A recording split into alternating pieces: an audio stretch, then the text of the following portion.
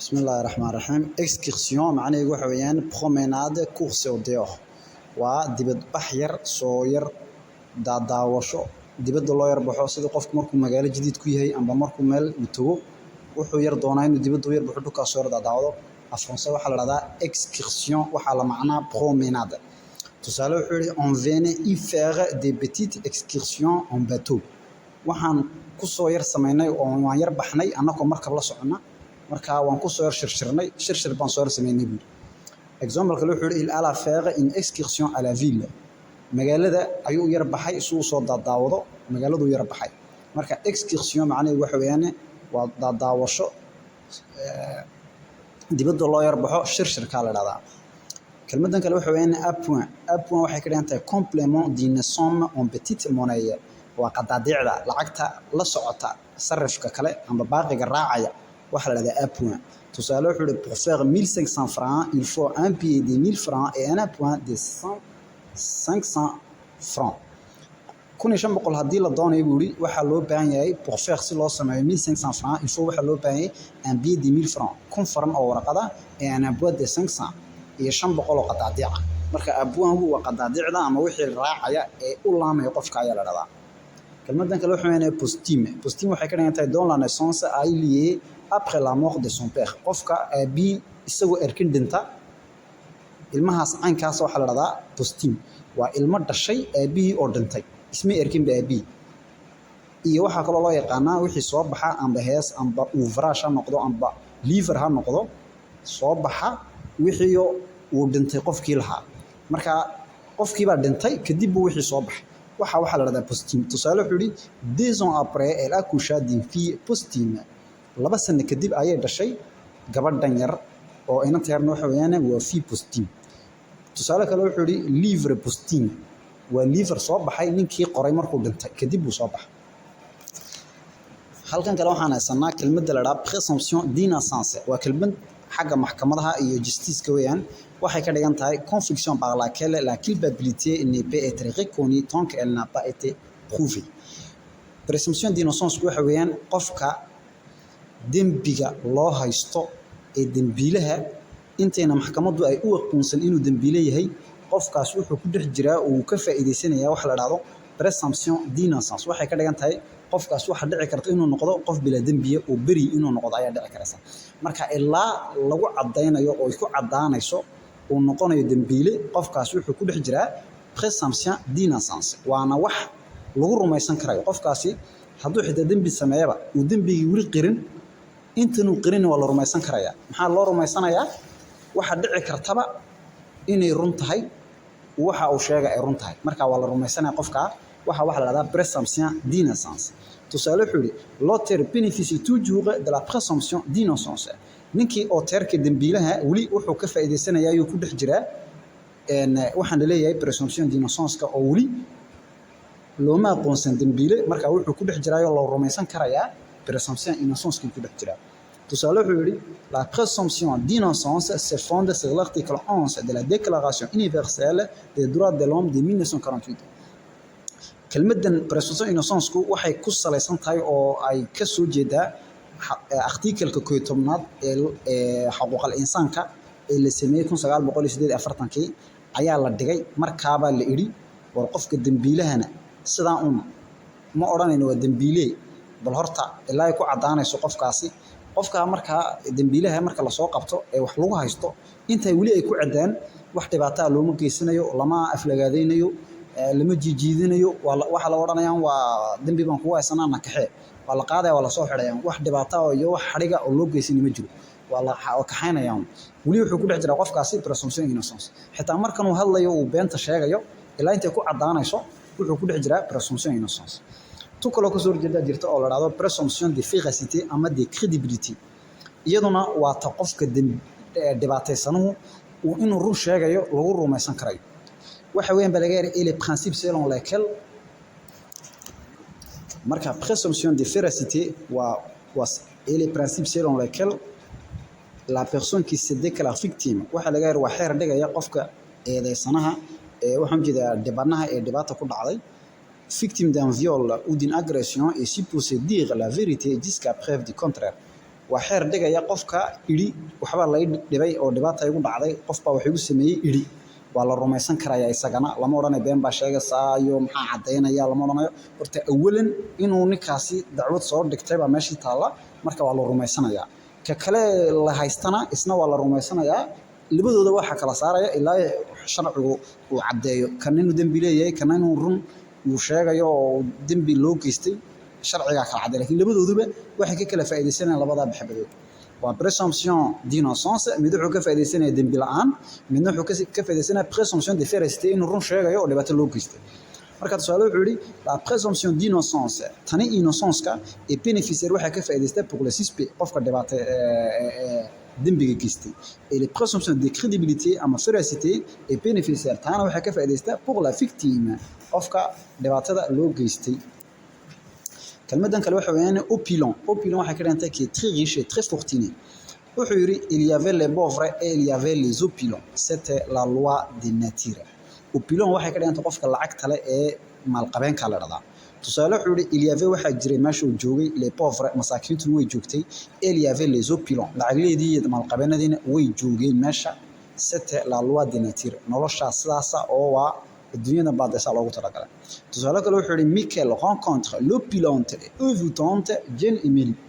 ninkii Michael loo oranay wuxuu la kulmay inantii yareeda lacagleyda ee quruxda badnayd ee loo oran jiray Jane Emily ayuu la kulmay saabe ka dhigata Ponspet waxa la radaa waa petit note papier qui sont collés sur les murs pour ne pas oublier les tâches à réaliser waxa kale loo yaqaan aide mémoire Ponspetku waa warqado yar oo gidaarka lagu dhajisto oo inta oo badan ciyaalka ardayda ee jaamacadaha ku jiray oo ciyaalada wadanada gaalada ayaa isticmaasha shambarka ay galaan bay ku dhajistaan qofkaasi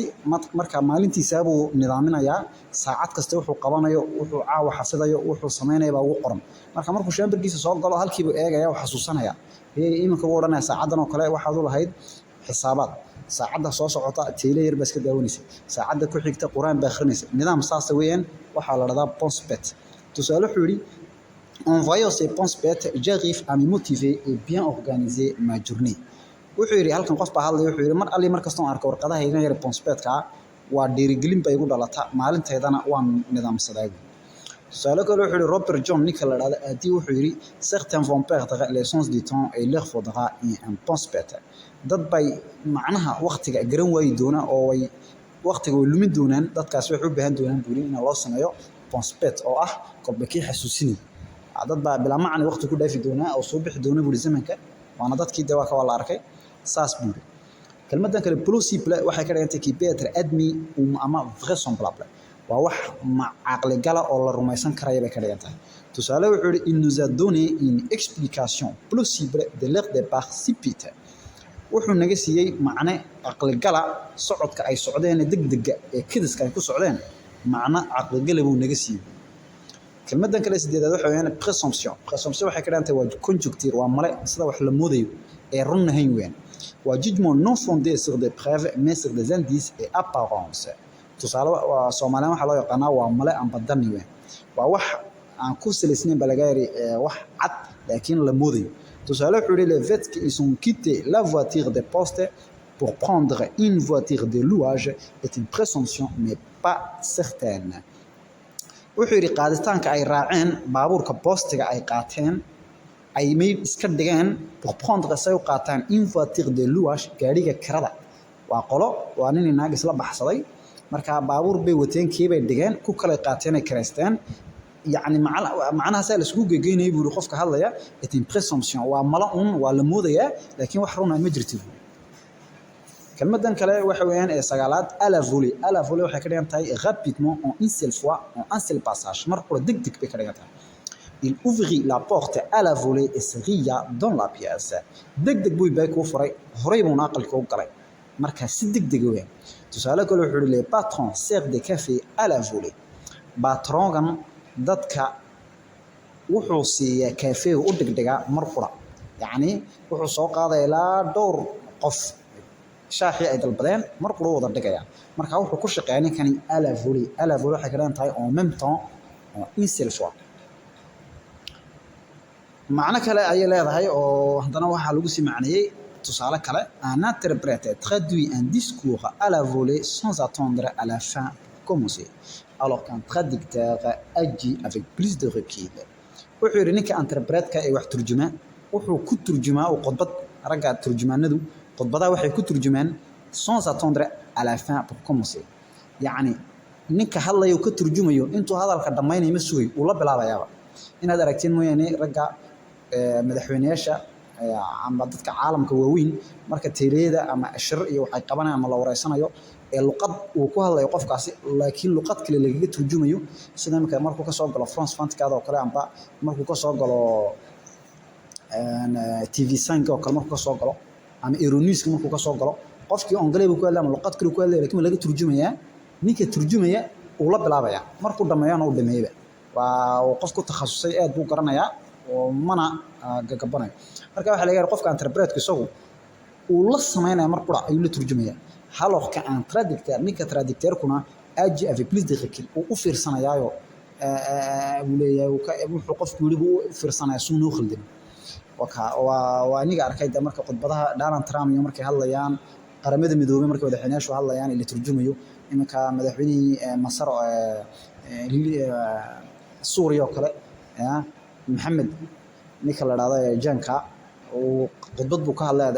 arinta Gaza ku saabsan iminka dhawaan bishii 9aad 2025 khudbad buu ka hadlay waa la turjumayaa afka Faransiiska ku baxaysa dadka Faransiiska garanaya marka waa la turjumayaa toos markuu dhameeyo dhamaynaya ragga aan interpretada weeyaan kelmadan kale waxa weeyaan cordon bleu waxa la dhahdaa qofka gacantiisa u fidhido ee yaqaan cuntada tusaale wuxuu yiri ma fam islaanteedu ee tan véritable cordon bleu aad bay u gacan macaan tahay cuntada way taqaantaa kelmadan kale ugu dambeynta wuxuu yiri baadaan waxay ka dhantay ki am abadini apresenti qofka ka hela safaadka iyo safaadka badan ciyaarta badan ku jirto qofka waxa la dhahdaa baadaan tusaale wuxuu yiri tom ee bada ninkani wuxuu yiri waa nin safaad badan ciyaar badan toocsi badan tusaale kale wuxuu esprit baadaan waa qofka ay ka jirto madaxiisa ama madaxiisa ciyaar badan ku jirto toocsi badan ay ka haysato qofka waxa la dhahdaa esprit baadaan tusaale wuxuu yiri la question ay te poser sur un ton baadaan su'aasha waxa loo dhigay si safaada ayaa loo dhigay ugu dambeyntii kelmadan waxa weeyaan 36 macnaheedu waxa weeyaan sidii caadiga waa 36 laakiin halka macna kale leedahay waa hyperbole weeyaan waxa weeyaan un grand nombre indéterminé wax aan tiri aan lahayn oo qiyaas aan lahayn tusaale wuxuu yiri frère tu n'as pas 36 solutions ou bien tu acceptes telle qu'elle est ou bien tu dégages wuxuu ka dhif wala waryaa اختيار كلمه ليدي انا ما مقلس اختيار كلمه ليدي amba waad ogolaan siday tahay amba waad ka socon solution kale oo meel kale ma jirto kay tina ba 36 solution ma jirto kay ma solution kale waxa ma jirto ama wal qaadaan ma ka socon tusaale kale waad igu iraada pharmacy baan tagay dawadan ilaa dhowr pharmacy 36 pharmacy baan ka soo eegay baa odhanaysa ama waxaan maanta soo maray ilaa 36 library ayaan isku soo maray waa dhowr meelood oo maktabada ayaan soo maray ama dawadan waxaan ka soo eegay ilaa dhowr pharmacy waxdeed badan tira badan oo sheegi karay markaad waana deeg waa tira la sheegi karayo laakiin waa la boobooninaya hyperbole ayranta waa la xoogna